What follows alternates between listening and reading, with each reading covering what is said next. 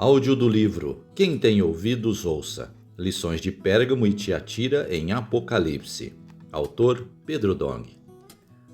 Quarta semana, baseado no capítulo 4 desse livro, cujo tema geral é O Filho de Deus, provado e aprovado.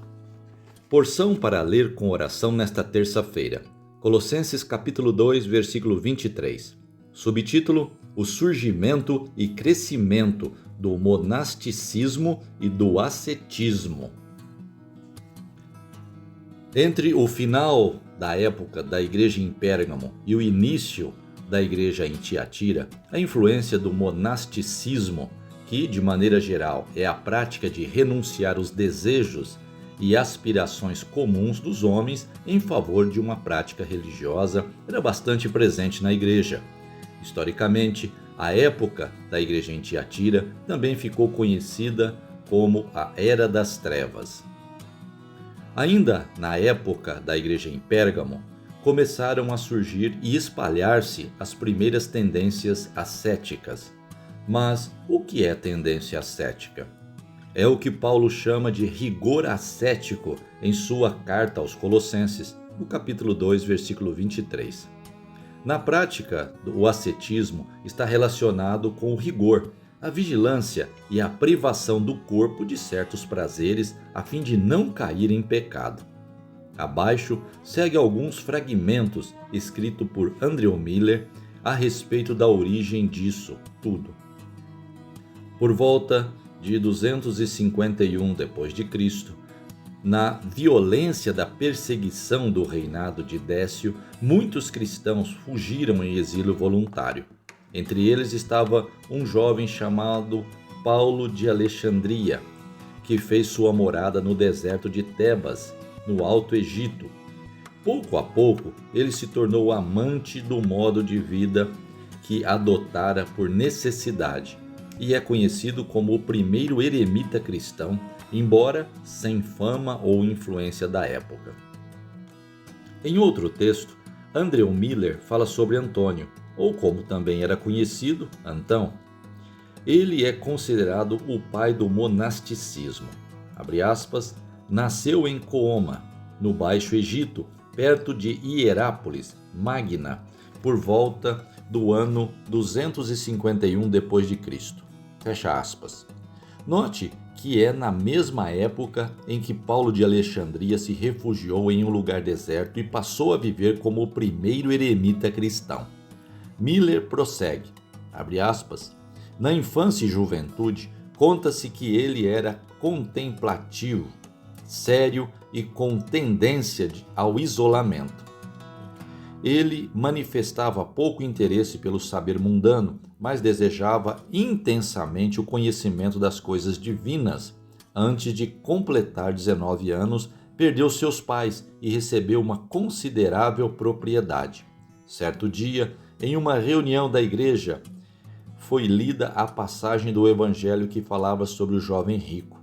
Antônio considerou as palavras do Salvador como vindas diretamente do céu para ele. Vende tudo o que tens, dá aos pobres e terás um tesouro nos céus. Depois vem e segue-me. Lucas capítulo 18, versículo 22. Imediatamente transferiu sua terra para os habitantes de sua aldeia, vendeu o resto de seu espólio e deu dinheiro aos pobres, reservando uma pequena parte para o sustento de sua única irmã. Uma outra ocasião, ele ficou bastante impressionado com as palavras do Senhor. Não vos inquieteis com o dia de amanhã, de Mateus capítulo 6, versículo 34, e as tomou em sentido literal, desfazendo-se do restante de sua herança, colocando sua irmã aos cuidados de uma sociedade de virgens piedosas, para que pudesse se livrar de todos os cuidados com as coisas terrenas e abraçar uma vida de rigoroso ascetismo. Fecha aspas. Ele aprendeu com Paulo, eremita, e com outros ascéticos da época, pois naquele tempo já havia vários que viviam dessa forma. Ele se fechou em uma tumba, onde viveu por 10 anos. Por causa dos excessivos jejuns, exaustão e uma imaginação superexcitada, Antônio pensava ser atacado por espíritos maus, com os quais teve inúmeros e severos entraves. Ele se tornou famoso, sendo que muitos visitavam sua habitação fora do comum na esperança de vê-lo e de ouvir suas batalhas com os poderes das trevas. O ascetismo é ser rigoroso consigo mesmo, não se permitir dormir nem comer direito, fazer o corpo sofrer para vencer a carne e as tentações. Dessa forma, o organismo passa a entrar num estado de delírio e, nessa hora, é muito fácil os espíritos malignos se aproveitarem desse estado. Quanto mais a pessoa tenta reprimir a própria carne dessa maneira, pior fica. Devido à superstição daquela época, as pessoas começaram a considerá-lo santo, superior e passaram a admirá-lo e fazer visitas ao lugar onde ele ficava. No fim, em vez de santificar sua natureza por meio de jejuns e inatividade, Antônio descobriu que isso excitava fortemente as paixões da carne. Não devemos cair nessas coisas. O homem não consegue, pelo ascetismo, melhorar sua vida espiritual e buscar santidade. Isso é mais uma armadilha de Satanás. A santidade só vem pela vida divina, pela palavra de Deus. O caminho em que nós estamos andando é o caminho da palavra. Então, sejamos simples, obedientes e pratiquemos a palavra profética. Essa é a verdadeira salvação para a nossa alma.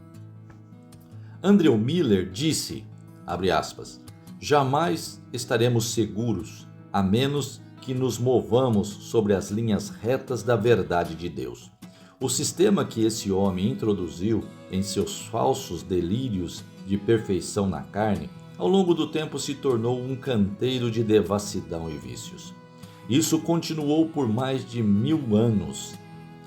Somente no século XVI, que a luz divina da abençoada reforma irrompeu em meio a um cenário de densas trevas morais, revelando a corrupção profundamente arraigada e a maldade extremas das diferentes ordens monásticas. Os monges daquela época, como enxames de gafanhotos, cobriam a Europa. Fecha aspas. Quando os monges começaram a perder popularidade, fundou-se a Sociedade de Jesus, ou seja, os jesuítas. Essa sociedade, fundada por Inácio de Loyola, ocupou o lugar dos monges. O objetivo da reclusão desses indivíduos era viver uma vida cristã mais elevada. No entanto, eles não entenderam que essa não é a vontade de Deus. Se todos nós vivermos isolados, quem irá edificar a igreja? Quem irá às ruas pregar o evangelho? Quem irá cuidar das pessoas? Veja como as armadilhas de Satanás a fim de frustrar a edificação da igreja são sutis. O objetivo de tudo isso era atingir a santidade. Eles impunham a si mesmos severíssimas restrições. Retiravam-se para lugares desertos, onde entregavam-se à intensa meditação, separando totalmente a mente dos assuntos terrenos e privando-se de tudo que trazia prazer aos sentidos, como se isso pudesse levar à santidade. Homens e mulheres extenuavam seus corpos com vigílias, jejuns, trabalhos pesados e tortura. Existe a vigília e o jejum na Bíblia, mas não da forma como essas pessoas praticavam. Para eles, o corpo era considerado um obstáculo às aspirações espirituais, por isso procuravam mortificá-lo com rigor ascético. Na primeira parte do século IV, Pocâmio, nativo de Tebas, fundou uma sociedade em uma ilha do rio Nilo, onde os ascetas viviam juntos. Uma instituição se desenvolveu rapidamente, e antes da morte do fundador, já havia 8 monastérios com 3.000 monges. No início